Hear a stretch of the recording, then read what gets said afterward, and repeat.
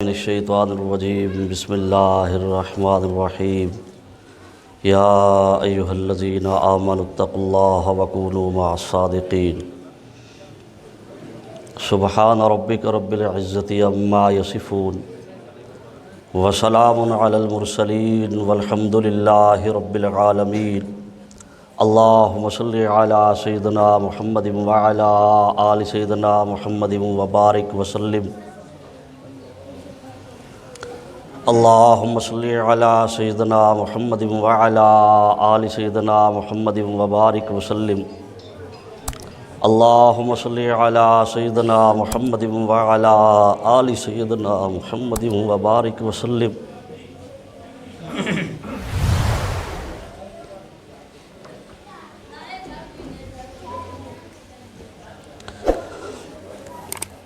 بیان کی گنجائش تو باقی نہیں ہے، بیان تو حضرات کے ہو چکے ہیں۔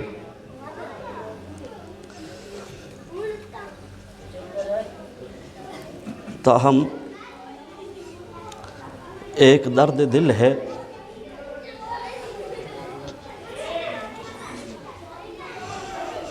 وہ حضرات تک پہنچانا ہے۔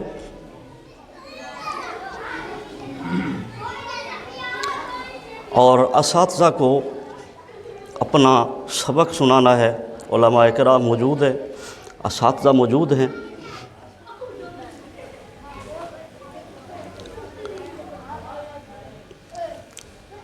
تو جو بیانات تھے، ضرورت تھی، انہوں نے بیانات تو کر دیے۔ اتنا عرض کر دیتا ہوں، اکیلا چلا تھا جانب منزل کو، لوگ ملتے گئے، قافلہ بنتا گیا۔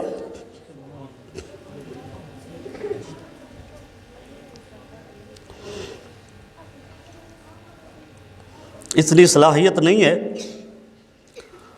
کہ اتنا کام ہوتا، اصل بات یہ ہے یہ بزرگوں کی صحبت کا نتیجہ ہے، اکابرین کی دعائیں ہیں اور ان کا اعتماد ہے جن کی وجہ سے اللہ نے دین کی خدمت کے لیے قبول فرمایا ہے۔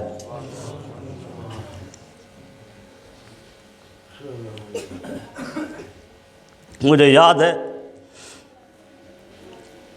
جب یہاں آیا تھا تو اس وقت اس قسم کی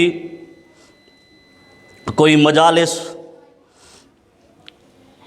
اور کوئی ایسی جماعت، کوئی حفظ قرآن کی ترتیب ایسی نہیں تھی۔ بس ایک ذہن میں خیال آیا کہ آخر اللہ نے ایک نعمت عطا فرمائی ہے تو کیوں نہ اس کو منتقل کیا جائے۔ آج تو آپ کو نظر آ رہے ہیں یہ بچے، یہ اس وقت کی بات ہے جب حفظ کی ابتدا بھی نہیں ہوئی تھی۔ چنانچہ یہ بچہ جب میرے پاس آیا تو بار بار میں اس کو دیکھتا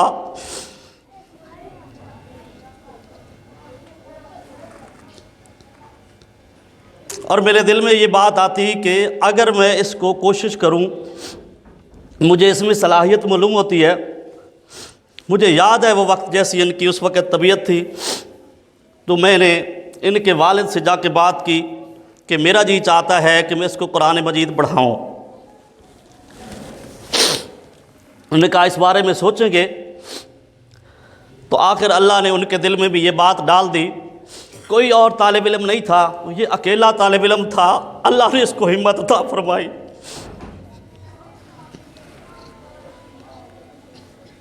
اور یقیناً میرے اندر ایسی صلاحیت نہیں تھی، نہ کوئی ارادہ تھا، تو اللہ نے حرم کی حاضری کا موقع عطا فرمایا۔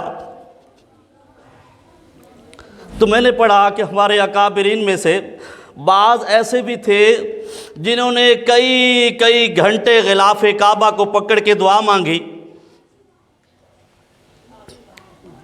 تو میرے پروردگار نے ان کی دعا کو قبول فرمایا۔ مولا الیاس رحمۃ اللہ علیہ نے کئی گھنٹے غلاف کعبہ کو پکڑ کے دعا مانگی، اس لیے اللہ نے ان کے کام کو قبولیت عطا فرمائی اور پوری دنیا کے اندر پھیلا دیا۔ تو یہ فقیر کے ذہن میں یہ بات آئی کہ کیوں نہ آج جتنی دیر موقع ملتا ہے ہم بھی یہ کام کر لیں۔ چنانچہ مجھے موقع ملا غلاف کعبہ پکڑنے کا، اور جتنی دیر میں کھڑا ہو سکتا تھا، جتنی دیر میری برداشت تھی، غلاف کعبہ کو پکڑا اور دعائیں مانگتا رہا۔ ایک ہی دعا مانگی، اے اللہ اپنی دین کی خدمت کے لیے قبول فرما۔ نہ عقل ہے، نہ شکل ہے، نہ صلاحیت ہے، نہ علم ہے، یہ محض میرے اللہ کی رحمت ہے۔ تو میرے اللہ نے اس بات کو قبول فرما لیا کہ آج آپ کے سامنے ہے کہ اللہ نے ایک نہیں ایک پوری کلاس عنایت فرمائی۔ نہ تو کوئی یہاں مدرسے کی ترتیب ہے، ایک مسجد کی ترتیب ہے، دل میں شوق پیدا ہوا تو واپس آیا، تو اللہ نے ایسی ایک بات، صلاحیت ہی نہیں تھی، ارادہ ہی نہیں تھا حفظ قرآن مجید کروانے کا۔ بار بار لوگ کہتے کہ آپ میرے پاس آ جائیں، ہمارے پاس آ جائیں، تو میں یہی کہتا تھا میرے اندر صلاحیت نہیں ہے کہ میں قرآن مجید کی حفظ کی کلاس سنبھالوں۔ تو لیکن آخر کار میرے دل میں بات آئی کہ اس نعمت کو منتقل کیا جائے، تاکہ ایسا نہ ہو قیامت کے دن میرا مواخذہ ہو جائے۔ ایک نعمت اپنے اکابر سے، اپنے مشائخ سے ملی ہے، اس کو منتقل کیا جائے۔ اور جس مدرسے میں ہم نے قرآن مجید حفظ کیا، وہ بھی کوئی معمولی ہستی نہیں، بلکہ وہ ہستی یہ ہیں جن کو ایک ایک رات میں 3 مرتبہ اللہ کے حبیب علیہ السلام کا دیدار نصیب ہوتا تھا۔ ان کی ایک کڑن تھی، ایک شوق تھا، ایک لگن تھی کہ پوری دنیا کے اندر قرآن مجید کی تعلیم عام ہو جائے۔ اس لیے فرمایا کرتے تھے، تمنا درد دل کی ہے اگر منظور ہو جائے، تمنا درد دل کی ہے اگر منظور ہو جائے، نہ رہ جائے زمانے میں کوئی نافرمان محمد کا، ہر مومن کا سینہ کلام اللہ سے پر نور ہو جائے۔ مبارک شاہ بغدادی کی یہ دعا ہے اگر منظور ہو جائے۔ تو فقیر نے یہ سوچا، اسی نسبت سے یہ نام رکھا گیا، کیوں نہ ہم بھی یہ کوشش کریں۔ یہ کوشش تک نہ رہا، دل کے اندر ایسی فکر لائے کوئی، ایسی کڑن لائے کوئی، اللہ کی قسم کئی راتیں مجھے ایسے گزر جاتی فکر کے اندر کہ کاش میرا مالک مجھے اس کام کے لیے قبول فرما لے، اس قرآن کی نعمت کو میرا پروردگار عام فرما دے۔ کروٹیں بدلتا رہتا اور یہی غالب سوچ رہتی تھی، نیند نہیں آتی تھی، یہی فکر لگی رہتی تھی۔ آخر میرے اللہ نے مجھے ایسا ماحول عطا فرما دیا۔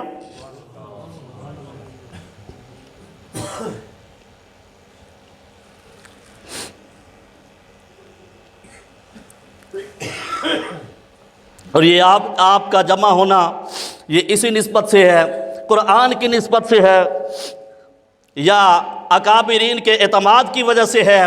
اور پھر یہ کوئی عام معمولی بات نہیں کہ میرے جیسا ایک نکما شخص، ناکارہ شخص، اتنی بڑی عظیم ہستی جن کا دنیا میں ایک نام ہے اور دنیا کے 60 ملکوں میں جن کے مرید ہیں، ہزاروں ہمارے جیسے، لاکھوں کہوں تو جھوٹ نہ ہوگا، کیونکہ آپ نے روس کا سفر فرمایا تو 5 لاکھ بندے نے ان کے ہاتھ پہ بیعت کی۔ ہم سمجھتے ہیں کہ آج اللہ والے ملتے نہیں، ملتے ہیں، ہمیں تلاش نہیں ہے۔ اللہ کی قسم شروع سے انہی اولیاء سے محبت تھی، یہ اسی کا نتیجہ ہے کہ اللہ نے اس نعمت سے نواز دیا۔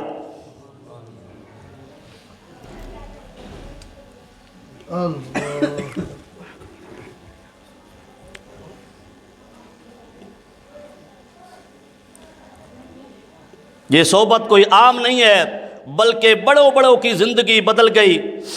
اس لیے مولانا روم رحمۃ اللہ، قرآن و حدیث کے بعد مثنی شریف کتاب ہے فارسی کے اندر، تو مولانا روم رحمۃ اللہ علیہ اپنے شیخ نے جو دل کے اندر ایک محبت اللہ کی تڑپ ڈال دی، اسی تڑپ کو انہوں نے کتاب کے اندر منتقل فرما دیا۔ وہ فرماتے ہیں، کال را بگزار مرد حال شو، کال را بگزار مرد حال شو، پیش مرد کامل پامال شو، صد کتاب و صد ورک در نار کن، جانو دل را جانبے دلدار کن. فرمایا یہ باتوں کو چھوڑ دو، صاحب حال بن جاؤ. تم کو دیکھ کے کوئی پہچان لے یہ محمد عربی کا غلام جا رہا ہے. آج ہمیں بتانا پڑتا ہے کہ میں بھی مسلمان ہوں، ورنہ ہمارے اکابرین ایسے تھے، ہمیں اس طرح تبلیغ نہیں کرتے تھے جس طرح آج ہم تبلیغ کرتے ہیں. صحابہ کرام فرمایا کرتے تھے کونوا مثلنا، ہمارے جیسے ہو جاؤ. جیسا ہم نے اللہ کے حبیب علیہ الصلوۃ والسلام کو دیکھا ایسی ہماری زندگی ہو گئی. لہٰذا ہمارے اکابرین تو ایسے تھے. یہ میرے محبوب صلی اللہ علیہ وسلم کی صحبت کی برکت سی.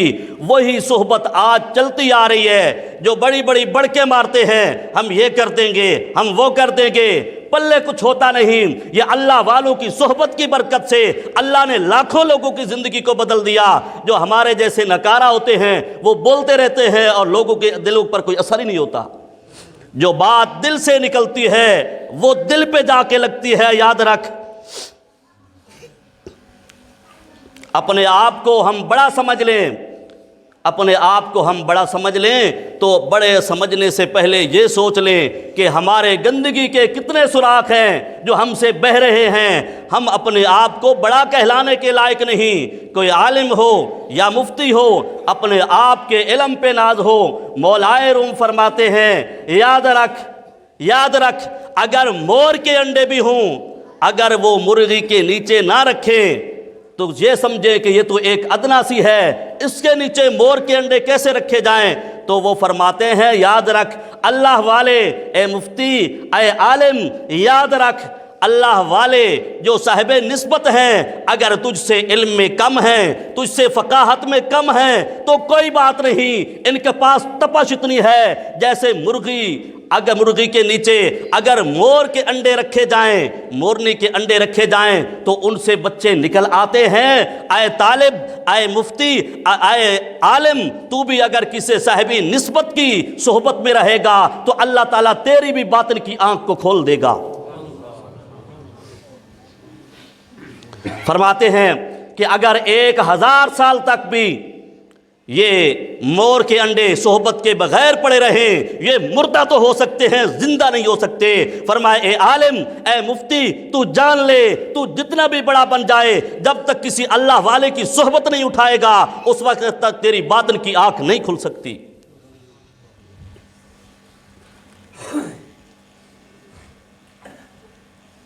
سلطان باہو رحمۃ اللہ علیہ ہمارے علاقے کے بڑے بزرگ گزرے ہیں، تو بڑے اللہ والے تھے.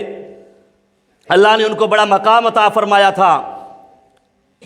تو اللہ نے ان سے جو کلام کہلوایا انہوں نے بھی اپنے جو دل کی بات تھی وہ لفظوں میں بیان کر دی تاکہ عام لوگوں کو بھی فائدہ ہو جائے.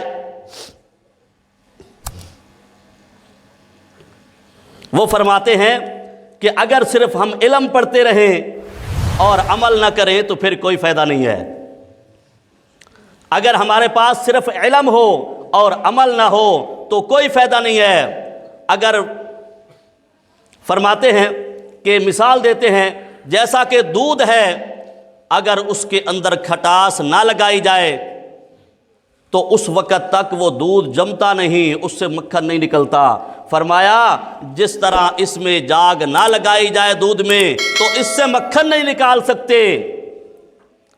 بے شک جتنا اس کو گرم کرتے رہو وہ سرخ تو ہو جائے گا لیکن اس کے اندر سے تم مکھن نہیں نکال سکتے.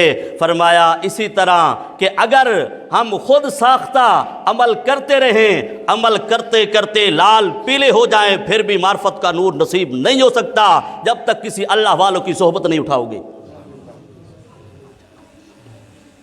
اور عام طور پر اکثر لوگوں کو شکوہ ہوتا ہے ایک کہ یہ پیروں کو مانتے نہیں. ارے تمہیں یہ بھی پتا ہے کہ پیر کہتے کس کو ہیں؟ پیر تو اسے کہتے ہیں جسے شریعت کی لگام چڑھی ہوئی ہو. جس پیر کو شریعت کی لگام نہیں وہ پیر نہیں، وہ تو شیطان کہلانے کے لائق ہے.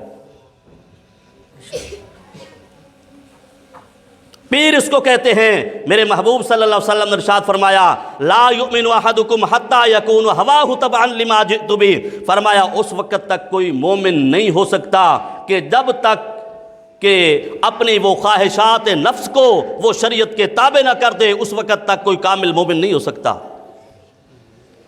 تم ان کے پیچھے ان کو پیر کہتے ہو جو داڑھی منڈے ہوتے ہیں، ان کو تم پیر کہتے ہو، جن کی اپنی زندگی شریعت کے مطابق نہیں، تم ان کو پیر سمجھتے ہو۔ ان پیروں کو ہم نہیں مانتے۔ جو قرآن اور حدیث کہے گا ہم اس پیر کو مانیں گے جس کو بہن کی بھی تمیز ہو، ماں کی بھی تمیز ہو، بیوی کی بھی تمیز ہو، اور اس کو پتہ ہو بہن کس کو کہتے ہیں، ماں کس کو کہتے ہیں۔ اگر عورت سامنے آ جائے جس کی آنکھ جھک جائے، ہم اس کو پیر کہتے ہیں۔ ہم ان پیروں کے قائل ہیں جن کی 40 سال زندگی گزر گئی اور ایک مرتبہ بھی غیر محرم کی طرف نگاہ اٹھا کر نہ دیکھا، اس کو پیر کہتے ہیں۔ آج کل کے نام نہاد پیروں کے پاس تم جاؤ اور کہتے ہو ان پیروں کو نہیں مانتے جن کو تم گھر کے اندر بٹھا دیتے ہو، اپنی عورتیں پاس بٹھا دیتے ہو، اس پیر کو ہم پوج لیں، اس پیر کے پاس ہم چلے جائیں۔ یہ پیر نہیں ہے، یہ تو ایمان کا ڈاکو ہے۔ پیر وہ ہے جس کو شریعت کی لگام ہے۔ آپ نے دیکھا ہر جانور کے منہ میں ایک لگام دی ہوتی ہے، وہ پکڑا جاتا ہے، قابو میں آ جاتا ہے۔ بالکل اسی طرح جس پیر کو شریعت قرآن اور حدیث کی لگام نہیں، وہ پیر نہیں ہو سکتا۔ سمجھ لو، خوب سمجھ لو، ہمارے اکابرین میں سے کوئی ایک بھی ایسا نہیں جس نے کسی اللہ والے کی بیعت نہ کی ہو، کوئی ایسا نہیں ملے گا آپ کو۔ لیکن جن کو تم پیر بناتے ہو، تعویذ دھاگا لیا، گھر کے کوئی مسئلہ ہے، تعویذ لے کے آ گئے، اس کو پیر کہتے ہیں۔ پیر تو اس کو کہتے ہیں جس کو دیکھ کر لوگوں کی زندگی کی کایا پلٹ جائے۔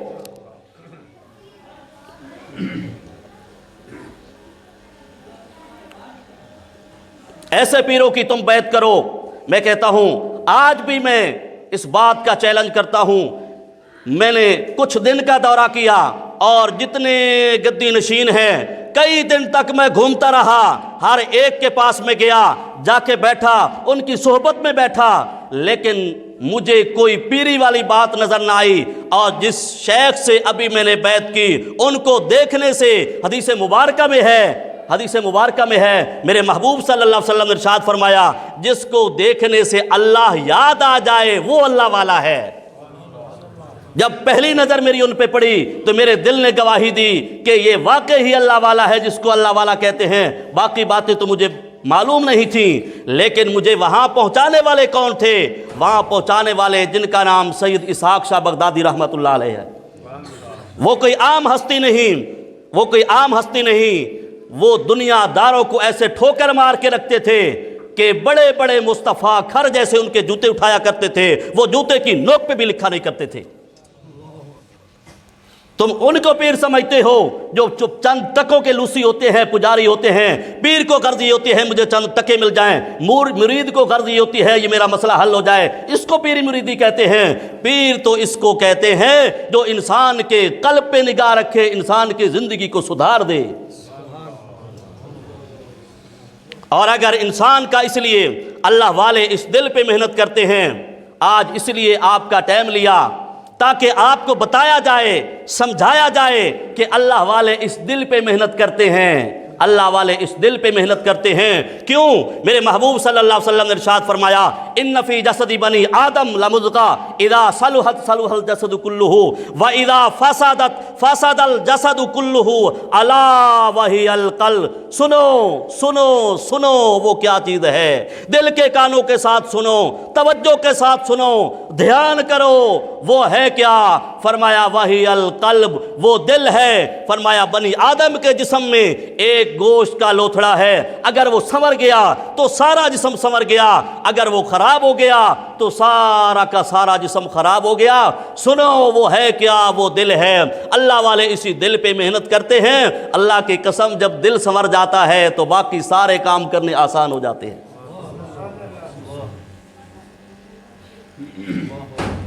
اور یقین رکھیں اگر دل میں یہ اللہ کا دھیان نصیب نہ ہو اور دل اللہ نہ کرے، تم 24 گھنٹے اللہ کی یاد میں نہیں رہ سکتے۔ یہ واحد طریقہ ہے ایک ہی کہ ہم کیا کریں، اپنے دل کی طرف متوجہ ہو جائیں اور دل کے اندر سنیں اللہ اللہ اللہ کی جب آواز آتی ہے تو پھر یہ جب دل اللہ اللہ کرنا شروع کر دیتا ہے، اس میں میرے پروردگار کی جب محبت آ جاتی ہے، یہ سردار ہے، یہ بادشاہ ہے، جب بادشاہ ٹھیک ہو جاتا ہے تو رعایا ٹھیک ہو جاتی ہے، جب دل ٹھیک ہو جاتا ہے تو جسم کے سارے اعضاء ٹھیک ہو جاتے ہیں۔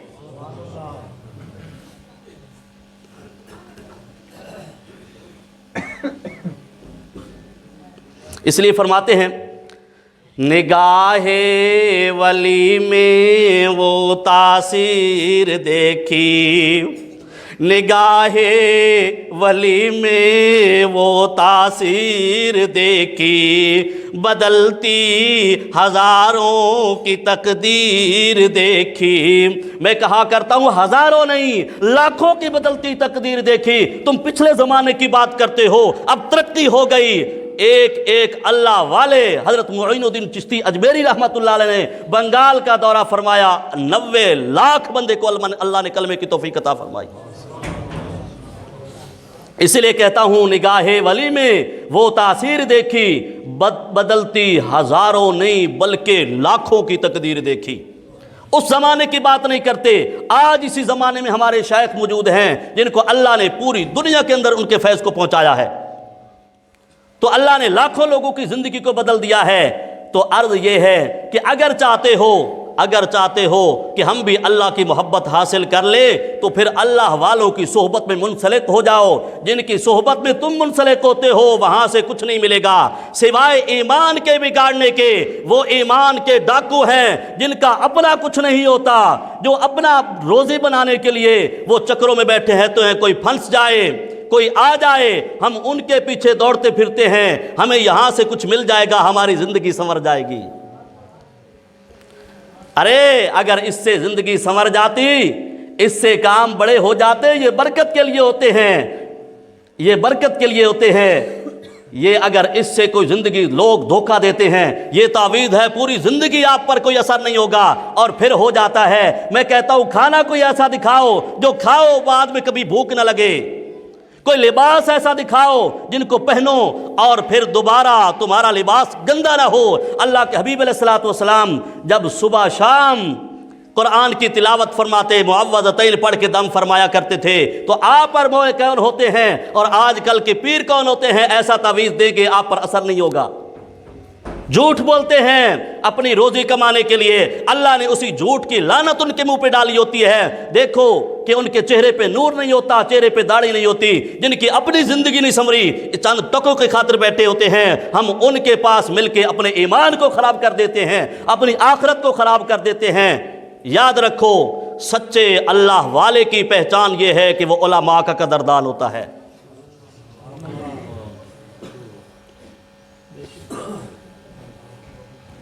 اور سچے عالم کی پہچان یہ ہے کہ وہ اللہ والوں کا قدردان ہوتا ہے۔ خواجہ غلام حبیب رحمۃ اللہ علیہ ارشاد فرمایا کرتے تھے، اگر کوئی عالم پیر کو مان جائے، کوئی عالم پیر کو مان جائے، وہ خود پیر ہے، وہ خود پیر ہے۔ اور فرمایا کرتے تھے اگر دیکھنا ہو کہ یہ پیر سچا ہے یا جھوٹا تو جس پیر کے عالم جوتے اٹھائیں سمجھ لو کہ یہ پیر سچا ہے، سمجھ لو کہ یہ پیر سچا ہے۔ تم ان کو پیر سمجھتے ہو جو چند ٹکوں کو دیکھتے ہیں، کوئی بڑا دیکھتے ہیں مال پیسے والا، اس کے جوتے اٹھاتے ہیں۔ یاد رکھو اللہ والوں کی داستان یہ ہے، تاریخ اٹھا کے دیکھ لو، 14 صدیاں گزر چکی ہیں، آج تک جو صحیح اللہ والے ہیں ان کے جوتے بادشاہوں نے اٹھائے ہیں، آج تک کسی اللہ والے نے کسی بادشاہ کے جوتے نہیں اٹھائے۔ یہ یاد رکھو اور یہ پہچان ہے، یہ نشانی ہے۔ اللہ آپ کو بھی اور مجھے بھی ان باتوں پہ عمل کرنے کی توفیق عطا فرمائے اور اللہ والوں کی ہمیں صحبت نصیب فرمائے، اور صحبت کی برکت سے میرا پروردگار ہمارے من کی دنیا کو روشن فرمائے۔ تو ابھی جس بچے نے قرآن مجید مکمل کیا، حافظ ریحان حیدر صاحب، تو اس کی دستار بندی ہوگی آپ کا آنا یہ ان کے لیے حوصلہ ہے تاکہ آپ تشریف لائیں۔ ایک بچے نے اتنی محنت کی ہے، اللہ نے یہ ان کو نعمت عطا فرمائی ہے، یہ قرآن والی دولت عطا فرمائی ہے۔ یہ قرآن تو گرے پڑے لوگوں کو عرش پہ بٹھا دینے والی کتاب ہے، عزت دینے والی کتاب ہے، ذلیل لوگوں کو عزیز بنا دینے والی کتاب ہے۔ ہمارے حضرت فرمایا کرتے یہ زمین سے اٹھا کر عرش پہ پہنچا دینے والی کتاب ہے۔ تو اس لیے کوشش یہ کریں کہ آج دیکھ لیں کہ اس بچے نے اس نعمت کو حاصل کر لیا، اللہ نے اس کے سینے کو منور فرما دیا، اللہ نے اس کے سینے کے اندر قرآن اتار دیا۔ اپنے بچوں کو بھی قرآن پڑھاؤ تاکہ دنیا میں بھی عزت مل جائے، آخرت میں بھی نجات مل جائے گی۔ اور جن کو تم ترجیح دیتے ہو، یقیناً ہم دیکھتے ہیں ہزاروں لوگ ہر روز نکلتے ہیں بچوں کو جو تعلیم دلواتے ہیں۔ میں اس تعلیم سے روکتا نہیں، اس تعلیم کا مخالف نہیں ہوں، لیکن یاد رکھیں وہ ضرورت ہے، یہ مقصد ہے۔ یہ وہ ضرورت ہے اور یہ مقصد ہے۔ جو انسان اپنے مقصد کو بھول جائے اس کے عقل کے گل ہونے کی دلیل ہے۔ جو انسان اپنے مقصد کو بھول جائے اس کے عقل کے گل ہونے کی دلیل ہے۔ لہذا ہمیں چاہیے کہ آج سے ہی جن کو قرآن نہیں آتا وہ قرآن خود سیکھیں، اگر بچے ہیں تو ان کو قرآن پڑھائیں تاکہ ہماری نجات کا ذریعہ بن جائے۔ ارے بڑی بڑی ڈگریاں کرنے والے، ڈاکٹر اور انجینئر بننے والے، مال پیسہ تو آ جاتا ہے، لیکن جب اصل وقت آتا ہے تو ان کو بیچاروں کو نماز جنازہ نہیں آتا، اصال ثواب نہیں آتا کہ باپ کی معافی کرا لے۔ ایسی اولاد کا کیا فائدہ جو ماں باپ کی مغفرت نہ کرا سکے، ماں باپ کو اصال ثواب نہ کر سکے؟ یہ اس کا نتیجہ ہے کہ ہم نے اس کو سکھایا ہی نہیں ہے۔